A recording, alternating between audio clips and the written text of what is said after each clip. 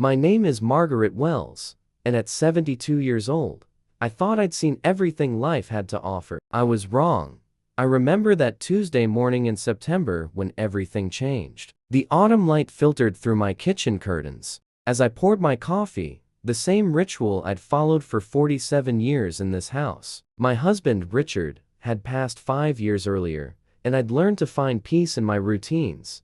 But that morning, my phone rang. It was my son, Daniel. Mom. His voice was tight with panic. The credit card isn't working. The one you gave us for the engagement dinner. Did you forget to pay it? I set down my coffee cup slowly. Very slowly. Daniel, I said, keeping my voice steady. I didn't forget anything. There was silence on the other end. I could hear restaurant noise in the background, the clatter of dishes, murmured conversations. What do you mean? He asked. I mean, I warned you, sweetheart. Do you remember? 3 days ago, when I drove 9 hours to be there for your engagement dinner? I heard him breathing, heard the realization dawning. 3 days earlier, I had made that long drive from Cedar Rapids to Chicago. 9 hours on Interstate 8. My hands gripping the steering wheel, my heart full of anticipation. Daniel was my only child, and he was getting engaged to Claire, a lovely young woman I'd met twice before.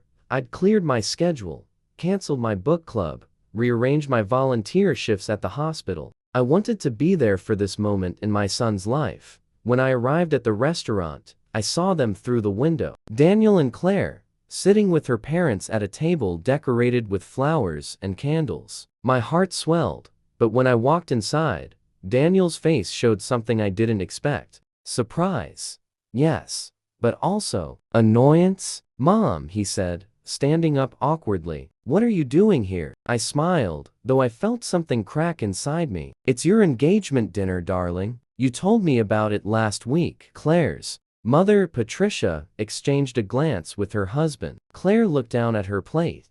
Oh, Daniel said, running his hand through his hair. Right. The thing is, Mom, we actually had this dinner yesterday. This is just close family. Claire's parents. We wanted to keep it intimate. Yesterday? They'd had it yesterday. I stood there in my good dress, the one I'd pressed carefully that morning, the one I'd worn to Daniel's college graduation, to his first real job celebration, to every milestone that mattered.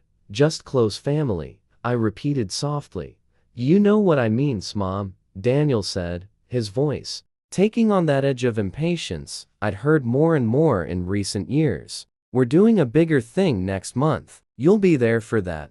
I looked at my son. At this man I raised alone after his father left when he was 6. At this boy I'd worked double shifts for, putting myself through nursing school, while making sure he had everything he needed. At this young man I'd helped through college, through his first heartbreak, through every stumble and success. And he was telling me I wasn't close family. I understand, I said quietly. I reached into my purse and pulled out my credit card. Here, for tonight's dinner. My gift to you both. Daniel's face brightened. Thanks, Mom. That's really generous. Just remember, I said, looking him directly in the eyes. This is the last time. After this, you're on your own.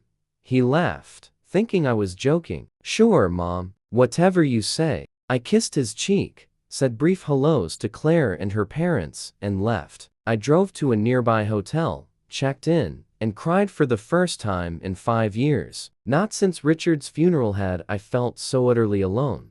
The next morning, I drove home, and the morning after that, I called my bank and canceled the credit card. Now, listening to Daniel panic on the phone, I felt something I hadn't expected to feel. Not anger, exactly. More like clarity. Mom? Everyone's staring at me, Daniel hissed into the phone. The bill is $300. What am I supposed to do? What you told me to do, I said calmly. Figure it out yourself. You said I wasn't close family, Daniel, so I'm giving you what you wanted. Independence. Mom, that's not fair. I didn't mean, yes, you did. I interrupted gently. And that's okay. You're a grown man. You should be independent. But so am I, sweetheart. So am I. I hung up before he could respond. Over the next few weeks, I didn't hear from Daniel. I kept myself busy with my routines, my volunteering, my friends. I tried not to think about the silence. Then, one October evening, there was a knock at my door. Daniel stood there alone. His face was different somehow. Older, maybe, or just more aware. "Can I come in?" he asked. I stepped aside, and we sat in the living room where I'd rocked him to sleep as a baby, where we'd celebrated Christmases, where Richard and I had dreamed of the family we were building. "Claire and I broke up," Daniel said finally. I waited. Her parents. They had a lot to say about what happened at the restaurant, about me letting my mother be embarrassed like that. Claire said if that's how I treat family, how would I treat her? He looked at me, his eyes red. I didn't get it at first. I thought they were overreacting. But then I kept thinking about it. About you driving 9 hours. About the look on your face. "Daniel, no, let me finish," he said. "Dad left us when I was 6, and you could have been bitter. You could have told me what a terrible person he was. But you never did. You worked yourself to exhaustion to give me a good life. You came to every soccer game, every school play, every college visit, and the one time I needed to show up for you, to make you feel included in my life. I told you that you weren't close family." Tears rolled down his cheeks. "I'm so sorry, Mom. I got caught up in what Claire's parents wanted, in trying to look like I had this perfect, sophisticated life. And I forgot the most important thing. I forgot who was actually there for me." I reached out and took his hand. It was bigger than mine now, stronger, but I could still see the little boy who used to grab my finger when he was scared. "I forgive you," I said simply. We talked for hours that night. Really talked, in a way we hadn't in years. He told me about the pressure he'd been feeling from Claire and her family, the way he'd been trying to become someone he wasn't. I told him about the loneliness I'd been feeling, how hard it had been to lose his father and then, slowly, to feel like I was losing my son too.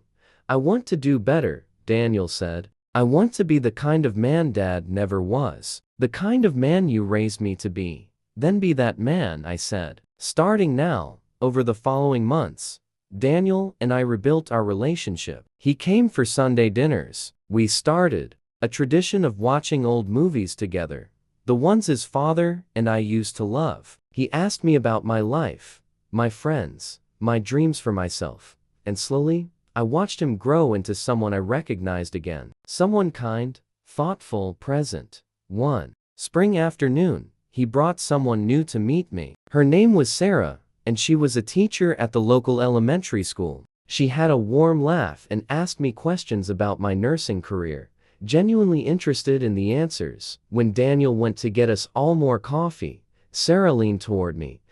"He talks about you all the time," she said, "about how strong you are, how much he admires you. He told me about what happened with his previous engagement, about how you taught him what real love looks like by letting him go.